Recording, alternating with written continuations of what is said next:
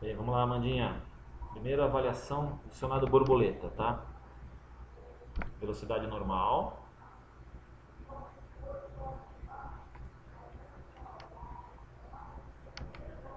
Velocidade normal de vídeo de novo. Vamos lá. Opa, pequeno erro aqui. Aqui, errei o botão.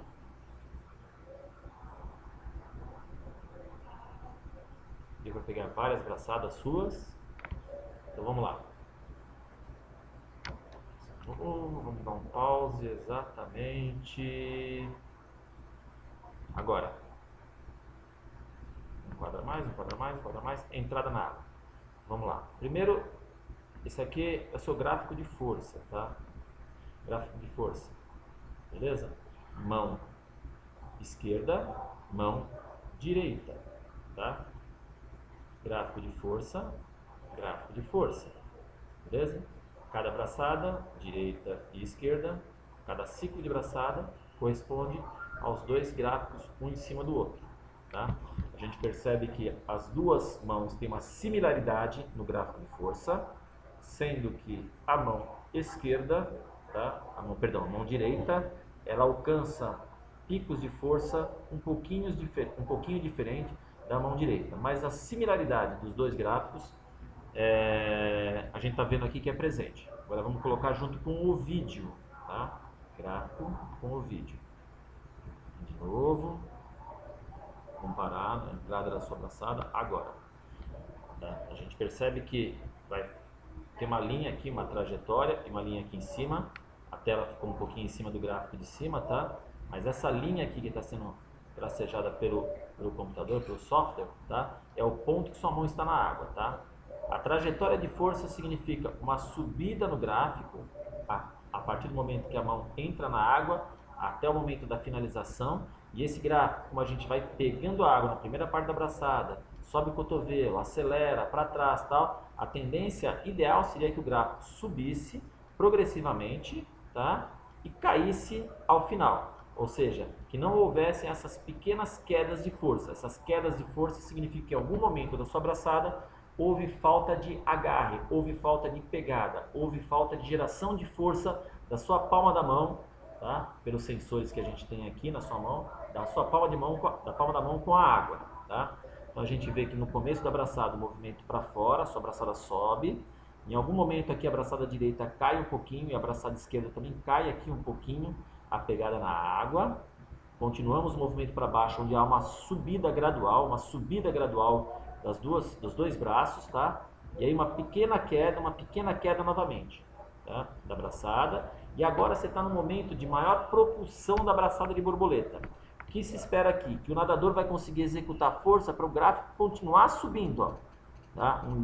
Imagina um desenho, uma linha imaginária que eu estou traçando aqui, ó. A mesma coisa na mão esquerda, uma linha imaginária subindo, um gráfico constante subindo. E você tem uma subida pequena e aí uma queda de força antes da finalização da braçada, nas duas braçadas, ó. Antes.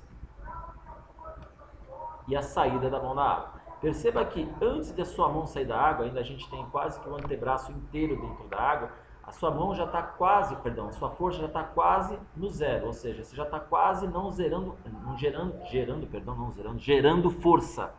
E a gente percebe então que a finalização da braçada é um ponto que a gente pode melhorar. Em vez de fazer um movimento tirando a mão na água, a gente tem que continuar pressionando a mão para trás para levar o corpo para frente. A natação é regida por dois grandes físicos, tá? Bernoulli, tá? E Newton, tá? Inclusive Newton está aqui, tá? Newton. E a terceira lei de Newton diz o quê? Fala para mim. Isso, tô ouvindo. Não, repete. Aí, beleza. Toda ação corresponde a uma reação de sentidos opostos, correto? Então, se você empurrar para trás, a reação da água, que é um meio líquido, mas o que? É um meio que te dá apoio e resistência a jogar o seu corpo para frente. Lógico, se fosse algo sólido, com certeza você iria na mesma intensidade de força no sentido oposto.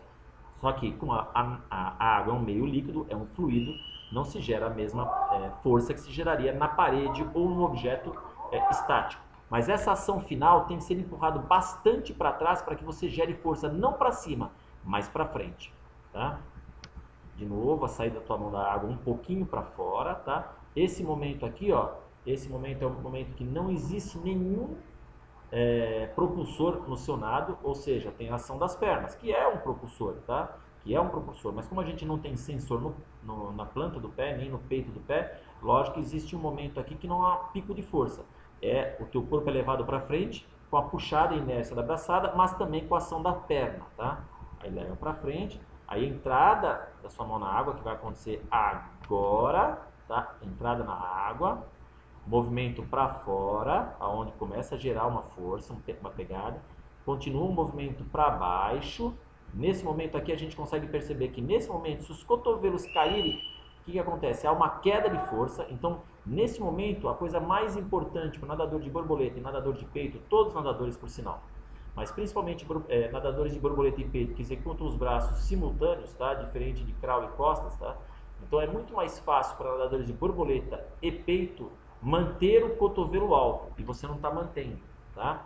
Então tem que se manter o cotovelo alto para que a ação seja para dentro, mas principalmente de puxada para trás, para que haja uma força. Então você continua de novo um pico de força, ó, e aí uma queda abrupta da pegada, da força que você exerce na água. E teus braços sequer saíram da água ainda. O que a gente tem que melhorar? Então, 2 pontos no lado borboleta. Vamos gerar mais força subindo o cotovelo neste momento da braçada. Vamos gerar também mais força na finalização da braçada. A finalização da braçada tem que gerar mais força para te levar para frente. Tomar cuidado também com o arrasto do seu corpo, tá? Outra coisa que é o grande dissipador de força na natação é o arrasto do corpo no fluido água, tá? A água nos gera uma resistência do quadrado da velocidade. Significa que se você estiver indo com uma velocidade hipotética de 2 metros por segundo para frente, a água te responde com o quadrado de 2. O quadrado de 2 é 2 elevado a 2, que dá 4, certo? 2 vezes 2, 4.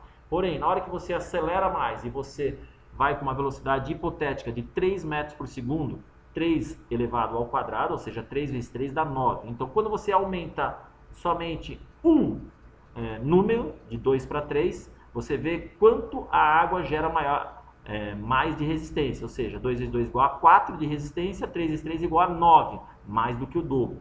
Então, por isso que quanto maior a velocidade, mais o nadador tem que melhorar sua posição hidrodinâmica na água. E isso é lógico pelos carros de velocidade. A gente vê que a Fórmula 1, que tem uma velocidade muito grande, eles pegam o ar como momento de atrito deles. Quanto maior a velocidade, o carro de Fórmula 1, ele vai se aprimorando na aerodinâmica. No caso da natação, do mesmo jeito. Os barcos de velocidade também têm formas mais hidrodinâmicas, ou seja, formas mais propícias a não ter tanto atrito. O corpo do nadador também tem que ter isso, tá? No seu caso aqui, você está com o joelho muito dobrado, o corpo fundo, a cabeça muito baixa na água. Mas isso daí é uma avaliação que a gente vai fazer mais da técnica de nado, tá? Você vê o teu corpo, seu peito, ó, o nível da água está aqui. Lembra aquilo que a gente vem batendo na tecla, que seu peito está afundando na água? Não pode afundar, porque depois você demora tempo para levantar a cabeça. E nesse que você levanta a cabeça, você perde aquele movimento do cotovelo alto, tá? Perceba também que você pega muita bolha na água. Não é o momento aqui, mas você gera picos de força muito pequenos, tá? A sua braçada está gerando no máximo um pico de força aqui, a braçada esquerda, abaixo, ó, da linha dos 64 Newton. Você deve estar gerando aqui, ó, 58, 56 Newton de força. Por enquanto que a mão direita, nesse mesmo momento, ó, 48 de pico de força. Tá? O que você está faltando então? Que seu agarre, que a sua pegada na água gere mais força para você levar, para você ir para frente. Tá, ok? A gente vai agora na avaliação do seu nado open. Amanda, Bianca. Opa, Amanda, Delgado, nado de costas, seu. Vamos lá. Nado de costas. Primeiro uma imagem em velocidade normal. Vê que já tem curvas diferentes do seu gráfico de força. Novamente, opa, de novo, velocidade normal.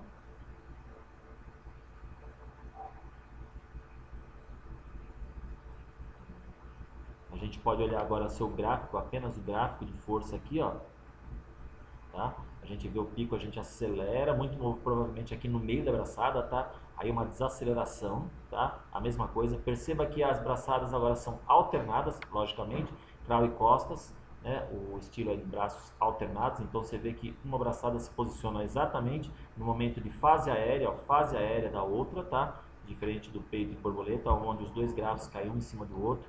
Novamente, geração de força, mão esquerda, mão direita. Vamos agora avaliar junto com o vídeo.